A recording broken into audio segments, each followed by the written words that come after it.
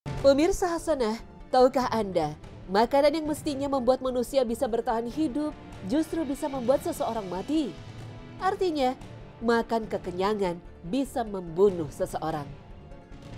Kasus mati kekenyangan bahkan pernah menimpa sejumlah tokoh dunia.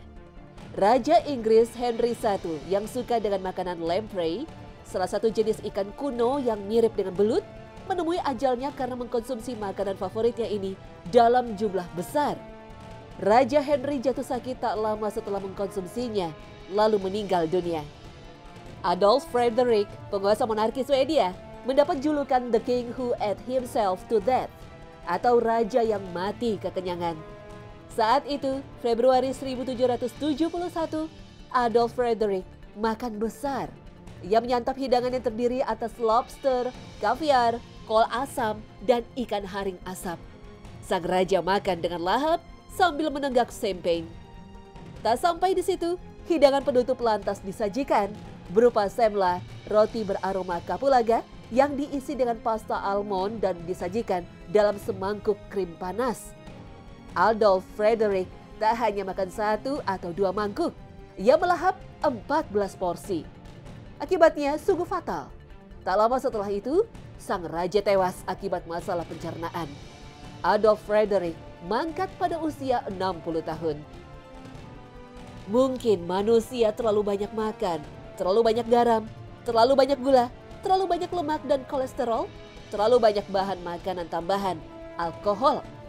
Padahal semua yang berlebihan itu tidak disukai Allah, seperti dalam firman-Nya, makan minumlah dan jangan berlebih-lebihan. Sesungguhnya Allah tidak menyukai orang-orang yang berlebih-lebihan. Quran Surah Al-A'raf ayat 31. Dalam berbagai hadis bisa kita temukan bagaimana makannya Rasulullah SAW. Dengan segala kelebihan dan kemuliaan yang beliau miliki, beliau lebih banyak untuk memilih lapar dibanding kenyang. Keadaan Nabi yang selalu memilih lapar selalu dikenang istri tercinta Aisyah radhiyallahu anha. Kenangan yang disampaikan kepada sahabat Nabi Masruq radhiyallahu anhu, "Aku mengenang masa lamaku dahulu. Aku tidak pernah kenyang dan bila aku ingin menangis, aku menangis sepuas-puasnya. Aku bertanya, mengapa begitu, wahai Ummul Mukminin?" Aisyah menjawab, "Aku teringat keadaan di mana Rasulullah telah meninggalkan dunia ini. Demi Allah, tidak pernah beliau kenyang dari roti atau daging 2 kali sehari." Hadis riwayat Tirmizi. Sedikitnya ada 30 hadis yang membuat kita harus mengkaji ulang, sehingga kita merasa malu melihat kehidupan kita hari ini yang cenderung timpang dalam memperlakukan kebutuhan fisik dan jiwa. Imam Bukhari, Muslim, Tirmizi, dan lainnya meriwayatkan pengalaman yang tiada duanya dalam sejarah umat manusia.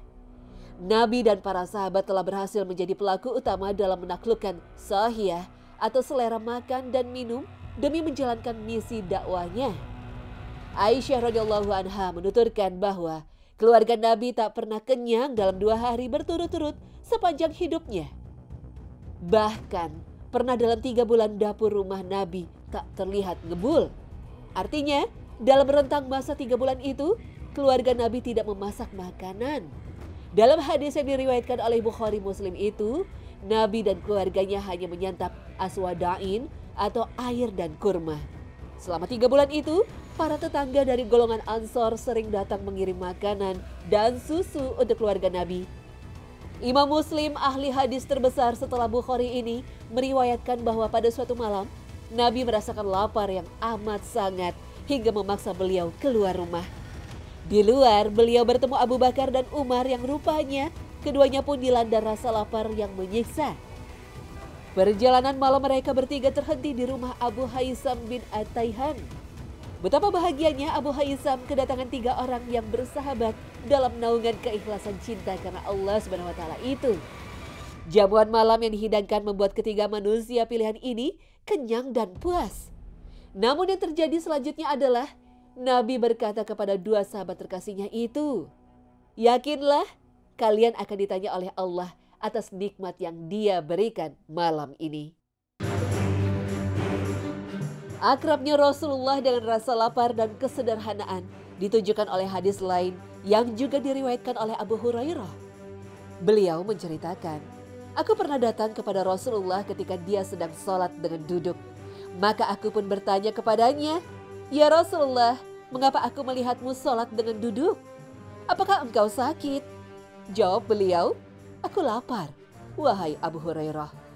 Mendengar jawaban beliau itu, aku terus menangis sedih melihatkan keadaan beliau itu. Beliau merasa kasihan melihat aku menangis, lalu beliau berkata, "Wahai Abu Hurairah, jangan menangis, karena beratnya penghisapan nanti di hari kiamat tidak akan menimpa orang yang hidupnya lapar di dunia jika dia menjaga dirinya di kehidupan dunia." Hadis riwayat Muslim. Subhanallah, rasa lapar sampai membuat beliau harus sholat dengan cara duduk. Kelaparan yang dialami Rasul dan para sahabatnya ini bukan kondisi saat itu yang sulit. Andai saja Rasulullah SAW menginginkan, beliau pernah ditawari emas sebesar gunung Uhud. Para sahabat seperti Abu Bakar pernah berinfak 8.000 dirham atau setara. Kemudian Umar bin Khattab pernah juga menginfakkan setengah hartanya. Artinya, mereka lapar bukan sekedar karena kekurangan apa yang dimakan, tapi ada begitu banyak nilai dan pelajaran yang ingin disampaikan oleh beliau kepada umatnya. Allah bangga kepada manusia yang mau menahan lapar karena dirinya. Jika cobaan dilewatinya dengan penuh kesabaran dan tawakal, maka Allah akan bangga kepada manusia tersebut. Bahkan Allah akan memberi derajat-derajat yang tinggi di dunia, apalagi di akhirat. Sesungguhnya Allah Ta'ala berbangga kepada para malaikat dengan yang sedikit makanannya dan minumnya di dunia. Allah Subhanahu wa Ta'ala berfirman, "Lihatlah kepada hambaku, aku telah mencobanya dengan makanan dan minuman di dunia. Lalu ia sabar dan meninggalkan makanan dan minuman itu. Saksikanlah hai malaikatku, tidaklah satu makanan yang ia tinggalkannya, melainkan aku menggantinya dengan derajat-derajat di surga." Hadis riwayat Ibnu Adi. Perut merupakan seburuk-buruk wadah yang diisi oleh manusia. Semakin banyak isinya, maka semakin buruk akibat yang ditimbulkannya. Rasul Shallallahu Alaihi Wasallam bersabda, "Tiadalah anak Adam memenuhi bejana yang lebih buruk daripada perutnya. Cukuplah bagi anak Adam beberapa suap kecil yang menegakkan tulang punggungnya. Kalau tidak mampu, maka sepertiga perut untuk makanannya, sepertiga untuk minumannya, dan sepertiga untuk nafasnya." Hadis riwayat Tirmizi. Dalam hidup ini kita juga sering menyalahartikan bahwa hidup akan bahagia kalau sudah makan dan minum dengan kenyang, apakah dengan cara menipu atau dengan cara haram lainnya. Padahal kalau kita menyadari hikmah dan keutamaan lapar, tentu hal itu tidak akan pernah terjadi. Kini kita pun menyadari dunia dipusingkan oleh berbagai penyakit yang penyebabnya karena kelebihan makan. Wallahu a'lam.